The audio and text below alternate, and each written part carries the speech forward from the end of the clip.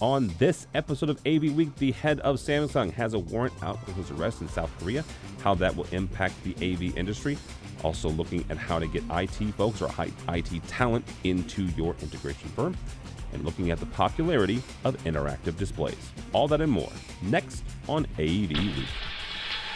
The network for the AV industry. What are you listening to? This is AV. This is AVNation. This is AVNation.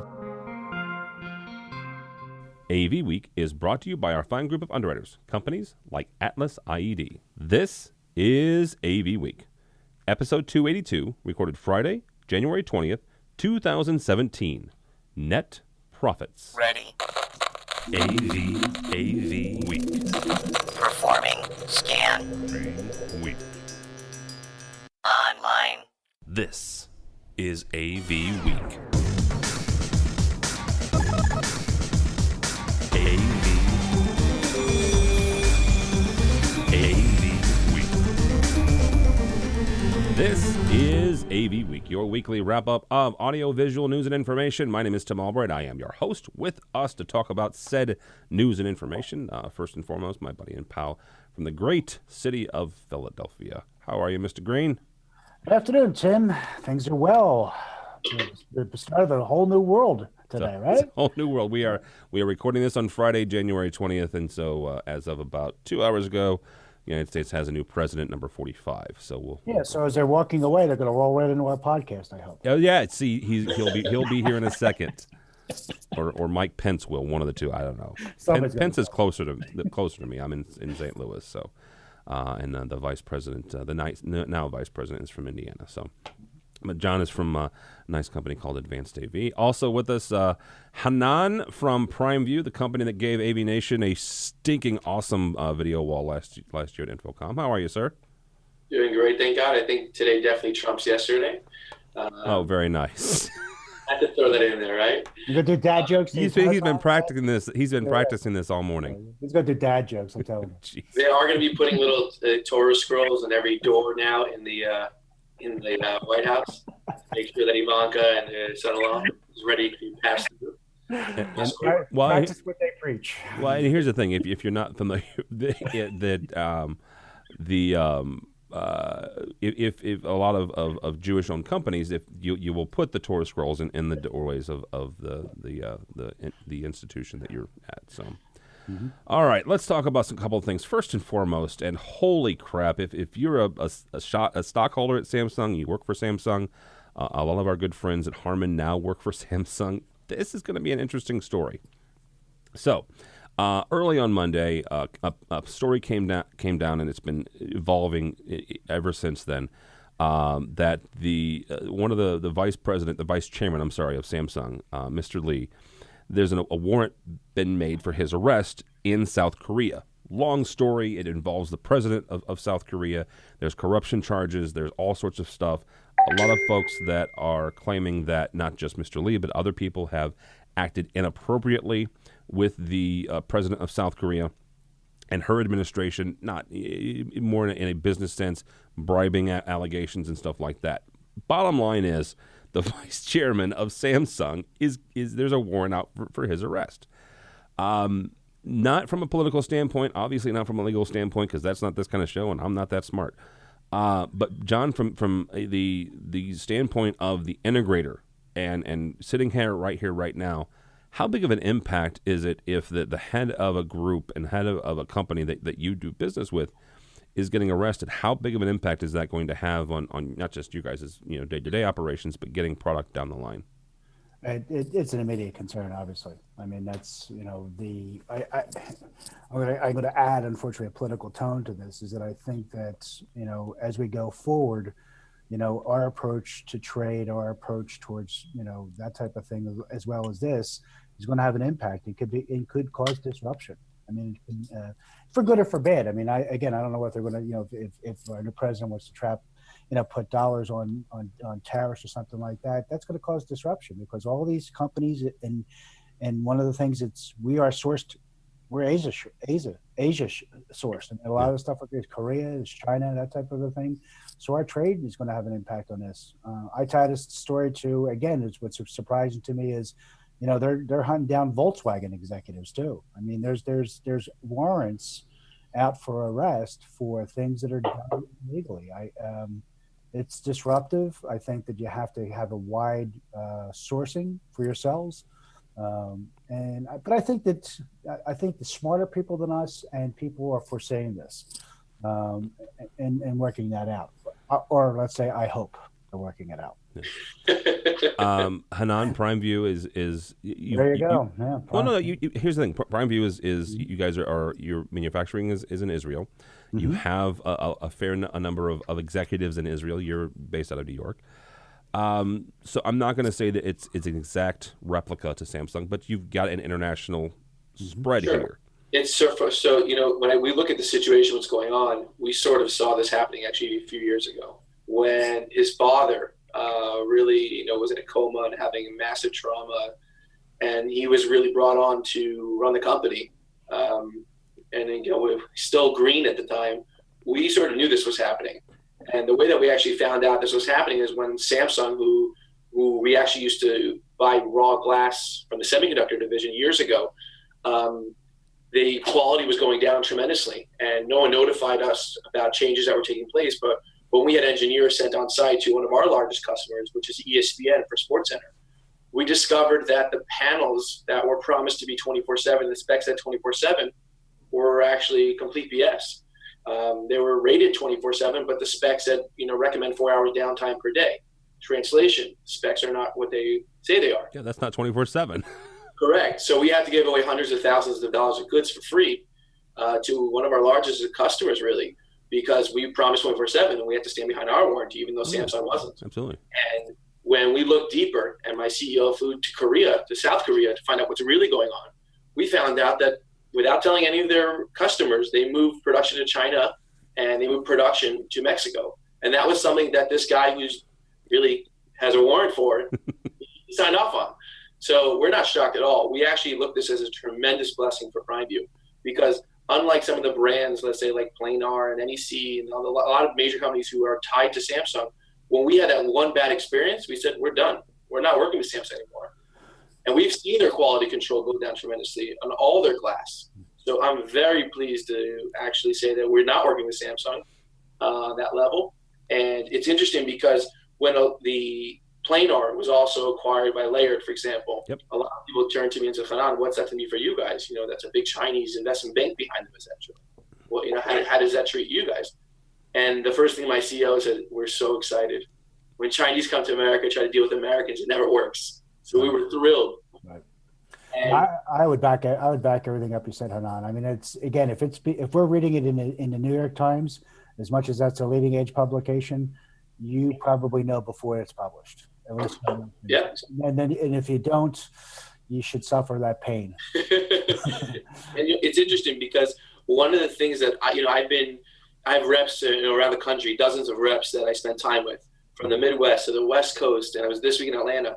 And everybody I speak to tells me that when companies are acquired by Chinese, the support is never the same as an American-driven company. No one understands support better than American companies. The way we staff up for customer support, for professional services, for pre-sales engineering, that's foreign outside the U.S. It really is.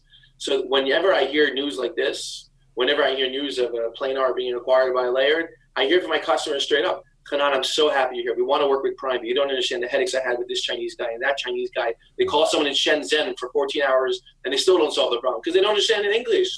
Right. Right. Yeah, I think that the distribution channel is if you're already involved in it, you better be having conversations. You should be getting your information from a lot of different locations. I would imagine that half a dozen people that have under contract under Samsung under an OEM agreement are absolutely talking to their lawyers going, this is a perfectly good opportunity for us to end it. And for whatever reason that might be, I mean, that's just the mechanics of it. I mean, again, this is trouble. We've been having trouble. There doesn't have to be this bad feeling thing. It's just like, we're done because of contract. To add to a little wrinkle into this as well, I'm sure many of you are aware, a few years ago, Sharp was acquired by Foxconn.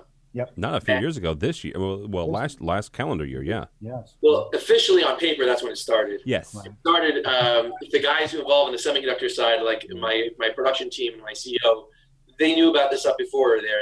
And the reality is that as technology becomes more consumer facing, the tablets and the smartphones, the reality is these guys are looking at the industry saying, why am I interested in the commercial business?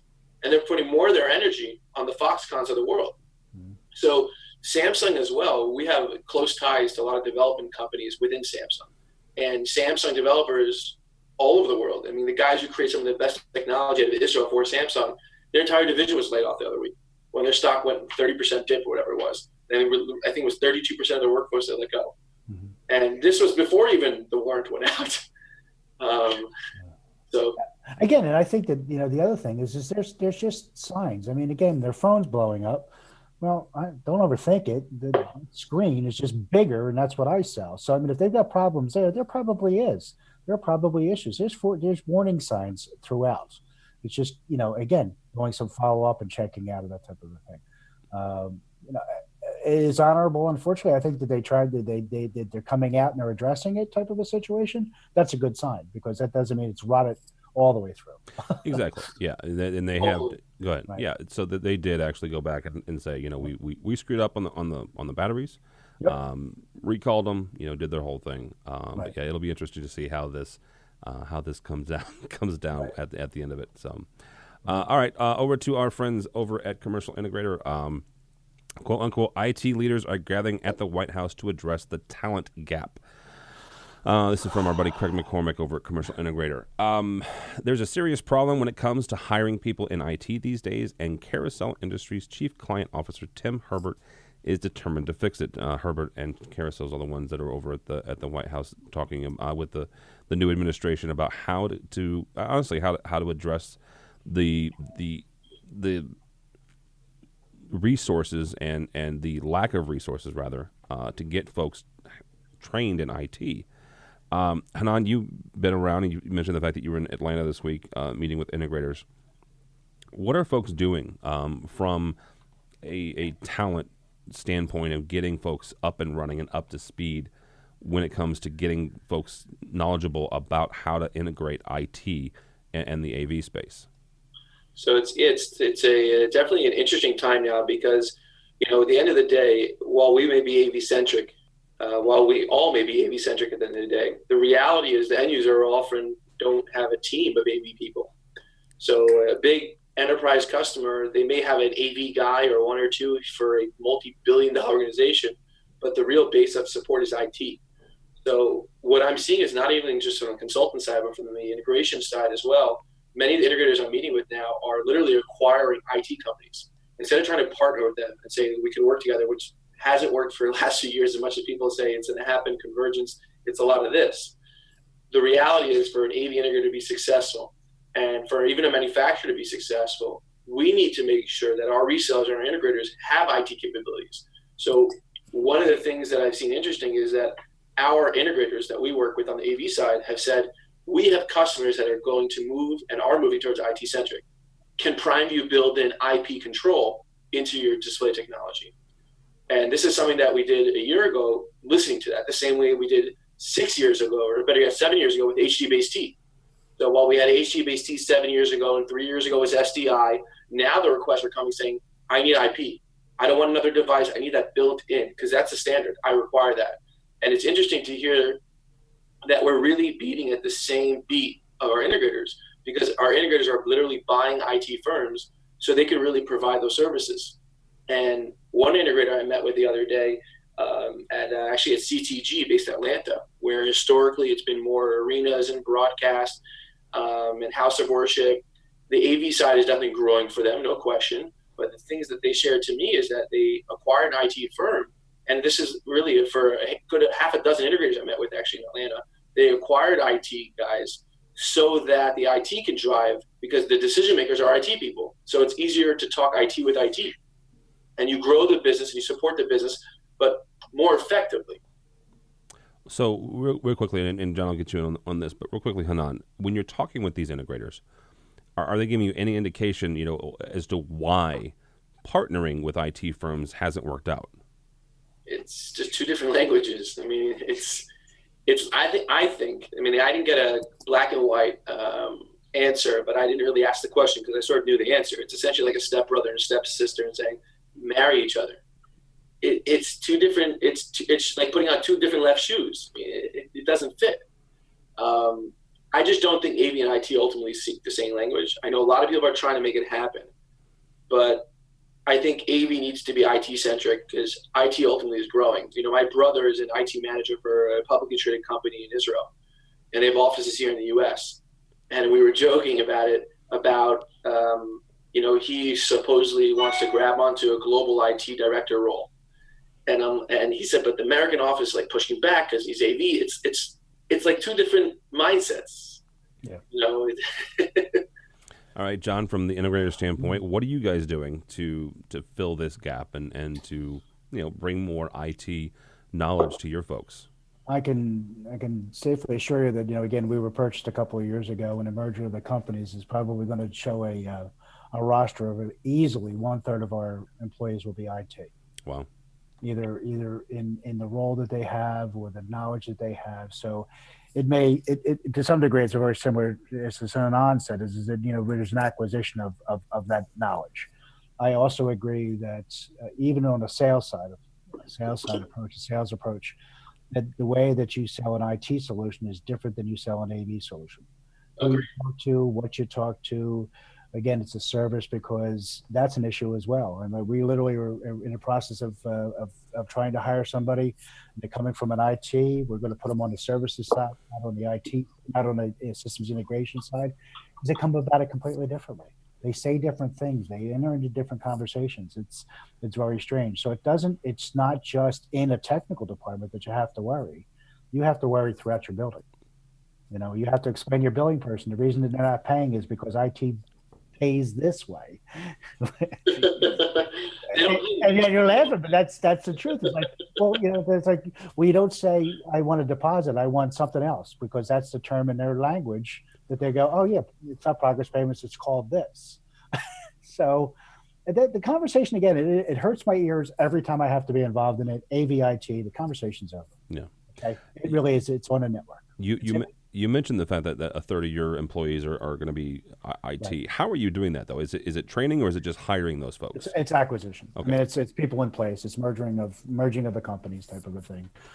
You know, crossing the platforms across again, because that's why the merger was put together. I mean, we are a little bit of a standout in what we do. They're also a standout on the IT side of things, and just commonality of approaching the customer holistically, or having the ability to do it holistically. I think what's interesting about the article from Commercial Integrator is, you know, I think that IT and this training of IT is the space race that Kennedy talked about. This is our generation's issue. I think that we really need to steer a lot of our educational or apprentice programs, everything, in that direction. We don't need more, you know, people to bang out metal. We need to be able to do code. We need to be able to cybersecurity. I mean, I think that's part of it too. I think that we are faced with cybersecurity issues that are going to really cause issues, business disruptions. Well, and really quickly on that, before we move on to the last story here, that's a huge thing, and it's something that honestly the AV folks have not talked about until last year. And I mentioned last year, and my good friends over at AMX will cringe every time I say this, but it happened a year ago. A year ago in January is when the report came out about a couple of products that had some security issues, but it was a great thing to happen because it started a conversation. And we continue to have the conversation. We continue to move it forward. We continue to say, you know what, this is a significant issue. We started a program called ITAV here at AVNation, and one of the programs we did recently talked about how tech managers, how IT managers are onboarding AV products. It was a great conversation because it talked about taking these boxes and putting them on folks' networks for a week or 6 weeks at a time before they're ever integrated into a system, right? So this is how they're safeguarding their own networks, is they're testing them, right? They're taking a control processor, they're taking a DSP that is going to be living on the network, and they put one with the proper programming and stuff on the network, not a part of a system, but just as a test bed to see what sort of security issues there are. And when if they find them, they're contacting the manufacturer back and saying, hey, look, there's some issues here. We need you to fix that before this system gets rolled up. And I'm gonna, again, we've had these conversations. We've had a couple of them. The voice control, the Alexa, the Google at Home. And again, I could talk absurdly because I don't have a technical background. But you and I both agree that voice is probably going to replace in some form or fashion control in a boardroom. Well, I can imagine if somebody coming back to us going, yeah, we didn't lock it down and it hurt our employees want pizza and now we have pizza delivered every Tuesday. It works really well and controls the room, but every Tuesday pizza appears too. Or it's not a bad thing. It's not a bad thing. I'm not saying this is a bad thing, but I mean, again, and there was a story a couple of weeks ago or last week where Howard Stern's like sending out his message over the radio and the Alexis's home were literally ordering stuff. Yeah. Well, like you laugh again. You do. I told my wife the story. She goes, "I told it's Howard Stern." Well, as you know, she goes, "I told you to get rid of that Google Home." And I said, so there are things that need to be worked out, but it's really tied to security and understanding of what it means to be on a network. Yeah, it does. All right, last story here, and we'll let you guys get out of here. It's a story that is near and dear to Hanan's heart and both mine too. It's about Sharp, and they did get purchased by Foxconn. They kind of exited the U.S. market, at least on the residential side, but they're coming back with some stuff. And this is about their stand at ISE. They're showing a 70-inch video wall, which is kind of the story, and it's from our friends over at AV Magazine. But half of their stand is going to be interactive displays. It's what they're calling the big, quote unquote, big pad. Hanan, I'm going to pick on you because you guys make some gorgeous displays. But the interactive part, are we entering? And I've made fun of the Microsoft Surface for a long time now. Is that product to the point where folks like Sharp feel like they have to go after it? I think everybody has to have an interactive play to them, but you better do it, and you better do it well. We walked away from the touch business, I want to say about 3 years ago, and that was a conscious decision that I made for the Americas from a sales perspective, saying I don't want our guys to sell it because IR touch at the time was not there. Yeah. And it was a disaster. I mean, I have customers now, unfortunately, that won't even pick up my phone call because the experience sucked. And it wasn't the product, it was the experience. Yeah. Because the world of an iPhone and iPad told you it could work great on a 3-inch, 7, 10-inch display. And then you get to the 70-inch and it's like, it's not really up to par. On a positive side, though, we've been blessed that we have a large OEM customer in the oil and gas industry that we've deployed huge quantities on a yearly basis that forced us to develop a projected capacitive touch large format solution that's really bulletproof, tempered glass, IP rating in the front, and it really works well. And it's really a giant iPad. I don't think the Chinese type of run companies, a Sharp, which is really a Foxconn. Yep. I don't think it's really about quality. It never has. It never will, in my opinion, unfortunately. I think it's just about they want to play in the market. And what they're going to do is they're going to undercut the whole market on price and just say, sell, sell, sell, sell, sell. And then when a service issue comes up, like when you take a consumer TV and they put a commercial grade warranty on it, you guys all know what I'm talking about. Yes. You just give a new one and put a Band-Aid on it. So I think that it's good if you want to just move a lot of boxes, but it's not good for the integrator because, I had a call at the American Airlines lounge on the airport on my way to meet with an integrator in Atlanta, and an engineer said, please tell my manager that when the sales guys design these systems and change order to a more cost-effective solution, on a gross profit level looks great, but on a net margin, it's a disaster. Because that product, yes, rebates help, or spiffs help, but a net profit, they lose money when they have to go back there again and then again and again. So people look at the bait of a very attractive solution and don't think about the net profit for their actual ownership of the integration firm. Unless you get paid on actual profit, not projected as a sales guy. So overall, I think these things in the industry are great. The more people talk about touch, the better, really believe it or not, the more business there is for us because the crappier experience someone else has, the more business we get. We're always known as the expensive guy, and that's great. People pay for a quality product. So I think they're doing all the marketing for the players that are out there that have quality products. And when you have a crappy experience, you find someone else has a better one, and you're willing to pay more. But overall, I think this is more of a marketing stunt. We'll see if they actually end up producing it. Very often, people see things at trade shows and they go, wow, that's amazing. Can I buy it? No, we're not really producing. This is just for fun. So it's not going to be 24/7 rated, even if the spec says it is. Look at the warranty documents. I assure you it won't be. And I can say that without a doubt. But I think ultimately it creates a trend of where people are following the trend versus being ahead of the curve, so to speak. So when you're behind on the curve, sometimes when you're late to the game, you could improve the quality, but I don't think that's the case here at all. All right, John, from your perspective, and Well, Hanan, I'll tell you, go ahead. Hanan, I think we're brothers from different mothers. I agree with you completely. I think that's Very possible. I think really, I honestly, I completely and totally agree with you that that's how technology is being promoted these days. I guess my reaction is it doesn't bother me. I mean, if you even look at it on the conferencing side, there was Skype, not even Skype for Business, but I was like, yay, use it. Feel really bad about it. You call me because I have the solution. I'm okay with that. I'm okay with that as a big picture. And I think that if Sharp delivers and they even half deliver, we've won a little because they're going to use it. They're going to know, well, I would like to. And if I had, and that's where we fit, and that's where value is added. That's where value is added as a manufacturer and value is added as an integrator. My only funny story, I was actually going to post this in social, was we're talking about, you keep saying iPad and the iPhone is a good touch experience. I've just recently upgraded, and it's not been as friendly as it used to be. Okay. Oh, no. That does not include firmware updates. Come on. Well, I'm actually pretty good. I accept those firmware upgrades, even though my IT department says, don't do that. I do it anyway.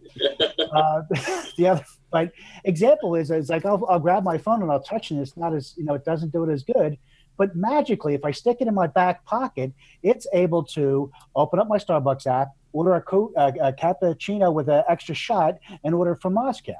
And all that happens is a little butt wiggle when that happens. So there's some touch issues all around the board. You got to try Pilates. Oh my gosh. So it's not my phone? I think he's saying it's your butt, John. That's exactly what I think he's saying. He's just saying. And on that note, we're going to go ahead and get out of here. Hanan, we did come up with the topic, the butt wiggle touch. Oh, geez, stop it. Let's work on it. Don't worry. All right, Hanan from PrimeView, how do people find you, sir? The best way to find me is on an airplane. But jokes aside, you can definitely hit me up on LinkedIn or Twitter. But in my office anytime, I'm always available. And 212-730-4905 or at primeview.biz. Easy to get. All right, thank you, sir. And Mr. Green, thank you, sir. How do people find you and or I'll tell you what, I'm going to be the usual. And again, my Twitter handle it shows a little bit, 3 different parts of me. It's my social, my business, and my political. That's at jgreen6. But I'm also going to be doing some traveling. I'm off to a Cisco conference in February, and then the NSCA BLC in March, and then also headed off to Microsoft Inspire.